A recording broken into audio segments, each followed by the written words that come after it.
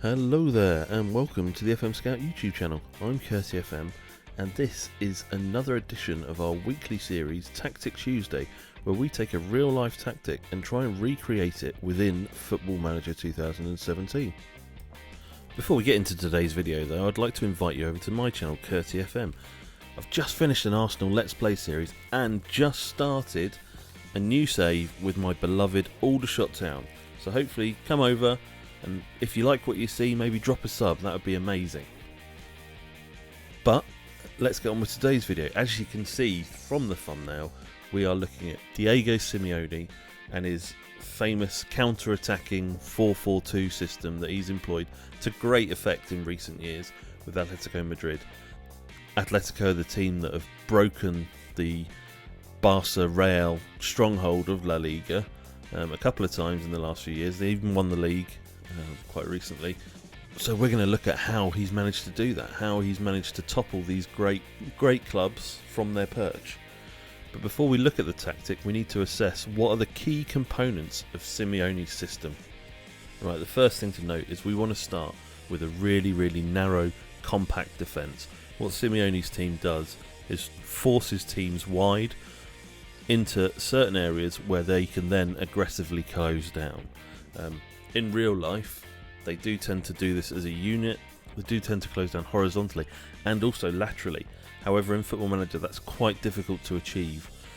So how we're going to be doing it is we're going to be playing with that narrow, compact defence, forcing teams wide, but then aggressively closing down in wide areas of the pitch. We also want to create a fluid system to allow more creativity to our creative players, but also to make sure that our fullbacks get wide once we have the ball and get forward to support the attacking players. To enable our fullbacks to get forward, we want our wide players just drifting in and getting involved with play in the centre of the pitch, just to create a bit of space for those wide players to get forward. So there are the main components of the tactic. Now let's look at the tactic.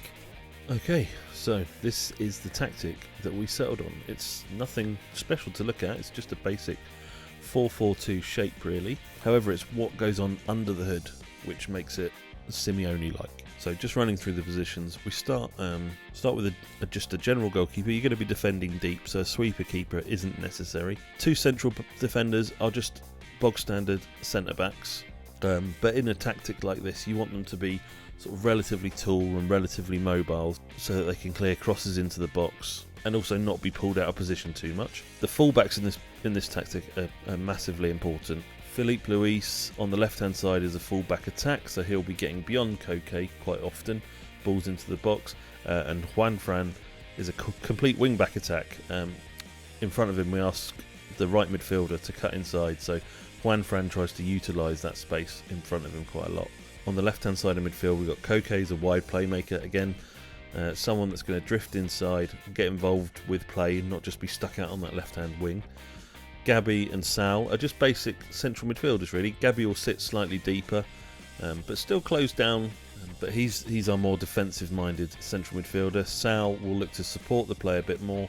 And on the right-hand side we've got Fernandez as a wide midfielder, just again cutting inside, getting involved with play, but still quite a creative player within the team. Up front we've got a defensive forward on support. We want our strikers to be closing down and hassling the opposition defenders quite regularly. So we've gone for Gamero's defensive forward support because naturally that position will do that. And Griezmann as a deep line forward attack. So we kind of want both our strikers starting from slightly deeper positions just to cause a bit of havoc really in the opposition defence, especially with players coming forward, with Koke running forward, Fernandez running forward, hopefully Sal breaking lines of defence occasionally, and then our fullbacks getting wide. So if the strikers are starting from a deeper position, you're pulling the opposition out of position. Team instructions. So we're playing on defensive.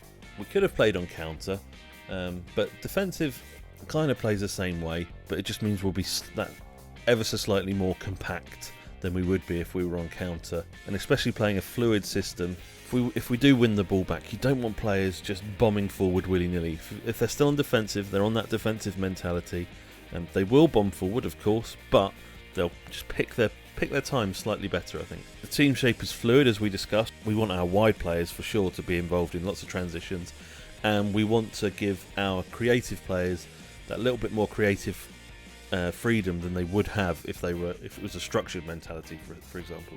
We're going to be playing on a higher tempo. We want to be breaking at pace. That just makes sense. The width is narrow because we do want to remain as compact as possible. Closing down. Now, I've left closing down on sometimes and just given individual instructions to close down. So you'll see a bit more of that in a minute. We're playing with a defensive mentality, and so relatively deep. So therefore, if we start closing down aggressively, it doesn't really make a lot of sense. So what we're trying to do is keep like a central anchor for our central midfielders, our centre backs, and then just close down in certain areas. So we're forcing teams wide, and then when they get out wide, we're closing them down. Prevent short goalkeeper distribution.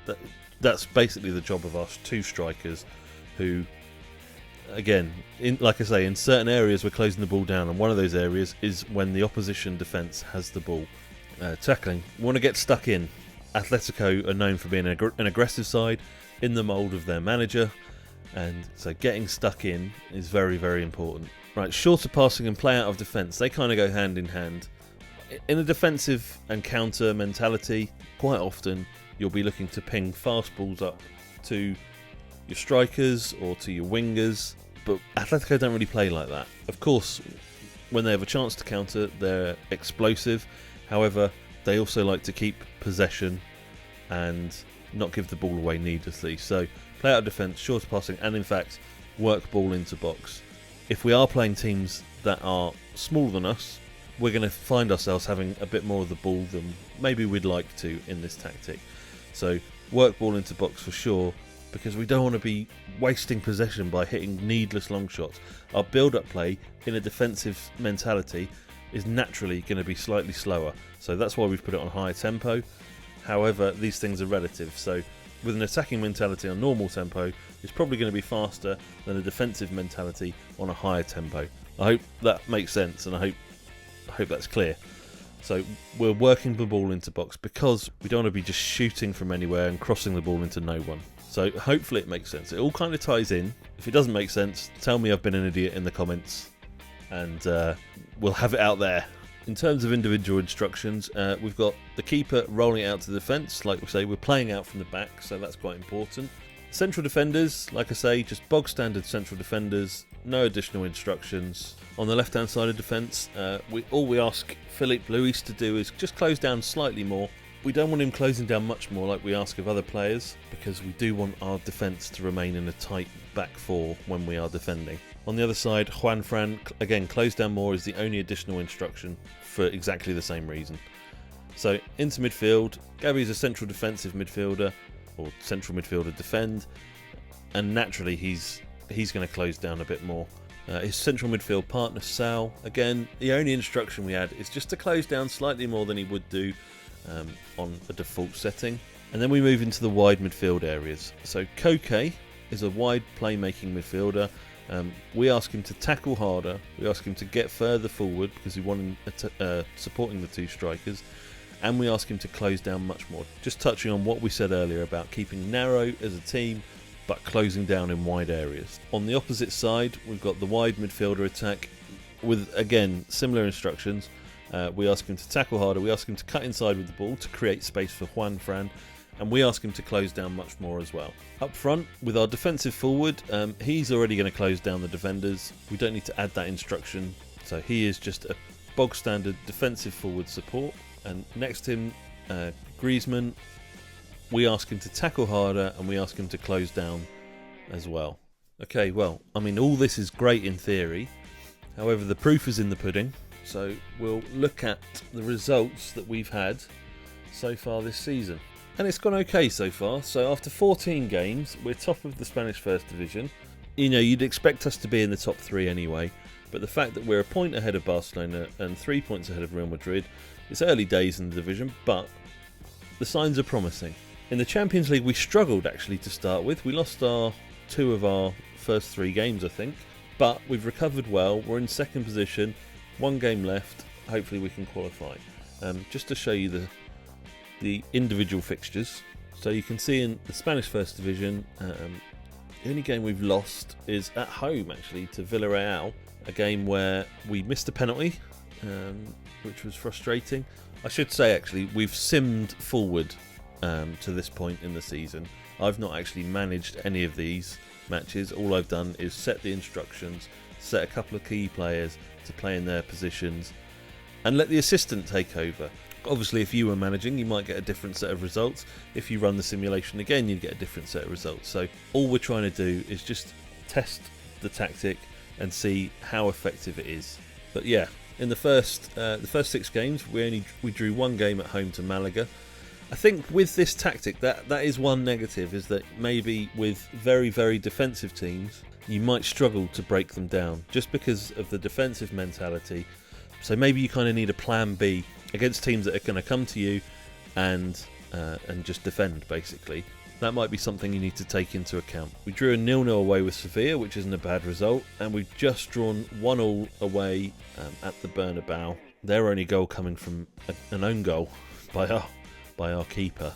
And in the Champions League, you can see we struggled at first. We lost 2-1 away to Leicester, the mighty Leicester. Drew 1-1 at home with PSV. Again, just struggling with teams that come to us and defend. So yeah, like I say, keep that in mind if you're using this tactic as your plan A, you will need a plan B. We lost away then to RB Salzburg, reversed that result at home at the Vicente Calderon, and then we've avenged our defeat to Leicester by beating them 2-1. So we've got an away game against PSV just to make sure we secure qualification to the knockout rounds. So in terms of the Champions League, it's been a bit disappointing, but like I say, it's in our own hands now for whether we qualify or not. I think one other negative of this tactic is how much we've relied on our 2 strikers so far this season.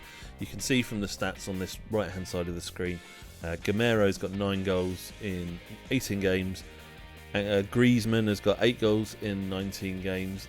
They both got their fair share of assists, but then everywhere else on the pitch has been a little bit disappointing. So even our sort of attacking wide players, Fernandez on one side has got 2 goals, no assists. Koke has got 1 goal, 2 assists, and then both fullbacks, Juan Fran with 2 assists, Philippe Luis with 1 assist. So I think if I'd been managing all these games, I'd have been looking at that, because I'm not sure that's good enough. Whether it's a personnel thing or whether it's something we need to tweak with how those individual positions play, I'm not sure, which is obviously the downside of simming forward the tactic, but however, time is of the essence, unfortunately. So I think what we've created is a good base tactic that might need a bit of tweaking, essentially. Right, so I just wanted to show you a couple of examples of the tactic in action. This is from our last game, actually, the 1-1 draw against Real Madrid, and it just shows the benefits of closing down and aggressively closing down central defenders, goalkeepers, to try and win the ball back as high up the pitch as you possibly can. So I'll let this run forward a bit. You can see that the ball is come back over the top. Sergio Ramos is trying to clear his lines, but he's being aggressively closed down by Gamero. So he plays the ball back to Navas, and instantly Griezmann is closing down the goalkeeper. Now this forces a mistake. I'll let it run on. Gaetan picks up the ball, he's running to space, and we've scored. Just a really good example of when aggressively closing down the ball in certain areas of the pitch can reap rewards. Okay, so this is actually a game we lost. This is a bit of a negative on the tactic. So we're just leading up to Villarreal's goal here. However, when we start this replay, you can see that we have a line of 4 here, nice and compact. The 4 midfielders in front are slightly more expanded, but still relatively compact. And when I start the replay, we're in no danger, basically. So we'll just let it play on. Mario plays it inside to Ndai. Then Koke tries to aggressively close down Ndai here. And this is why recreating this Atletico tactic is is a little bit difficult in terms of the pressing in Football Manager 2017. Because in real life you can say to a player, okay, in situation A, I don't want you to close down. but in situation B, I do want you to close down. Whereas you can't really do that in Football Manager. So inherently, there's a weakness in the tactic. But we'll let it play on. Ndai plays the ball out to Mario, into Castillejo. Now, I'm just going to rewind that slightly, because the most important thing that's happened is this number 20, Soriano, breaks through the lines and no one tracks him. And Juanfran, who's occupied by the number 7 out here, can't cut inside because he then leaves his number 7 out in the open. So let's just run it forward. Just watch the number 20. He's just broken through the lines. No one's followed him. Augusto is guilty of this, unfortunately. Juanfran's had to move inside, but it's too late as the ball comes into Soriano and he scores. Yeah, just a slight negative, just with regards to pressing. This is the last highlight I'll show you. This comes from our 4-0 win at home to Las Palmas. So it starts with the throw-in. There's a little bit of play before anything happens leading up to the goal, but Juanfran plays it into Gabby, to Koke, and we're just sort of trying to find a way through at the moment. Gaetan runs into a bit of trouble, and we lose the ball here. However, what happens now is that Gaetan aggressively closes down in that wide position, so we win the ball back. Griezmann plays it to Gabby, and now if you look down on this right hand side, they're in all sorts. I'm not sure who the defensive coach is, but they are just in a bit of a pickle right now. Players all over the place, and we've got a massive overload on this right hand side. So Gabby plays the ball out to Juanfran. Straight away, Vrzalko just moves inside to create a bit of havoc now in this defence. We've got a 3-on-3 situation, so if Juanfran can get in a cross, we've got a reasonably good chance of getting on the end of that cross. Griezmann gets in front of his man, and we score a lovely goal from winning the ball back again high up the pitch. So I hope you enjoyed the video. As with all of these, if you disagree with anything I've done, if you disagree with any of the roles, any of the team instructions, feel free to drop it in the comments and we can have a chat about it. This is an open discussion. This is only my interpretation of this tactic. If you feel like you've got better ideas or you've created this tactic yourself and you can improve on what I've done, like I say, drop a comment below and let's talk about it. But that's all from me. Before I go, I just want to invite you over to the FM Scout website. There's all sorts of absolutely brilliant things on there to enhance your Football Manager experience. We've got graphics downloads, tactic advice, things like editor tips, just loads and loads of stuff. There's really is something for everyone. So go check out the FM Scout website. Like I say, I've been CurtyFM. Feel free to drop by my channel as well. If you like what you see, feel free to subscribe. However, that is all from me. That is the end of another Tactic Tuesday. Hope you enjoyed the video. If you do, make sure you drop a like on it, please. That would be really, really appreciated. If you're new to the FM Scout YouTube channel, hit subscribe. We've got so much good stuff going on. So many really good content creators working on the channel. So, yeah, hit subscribe. There's daily uploads at the moment, so lots and lots that you could be missing out on if you are not already subscribed to the channel. That's all from me. I've been CurtyFM. I'll see you next time. Ta-ta for now.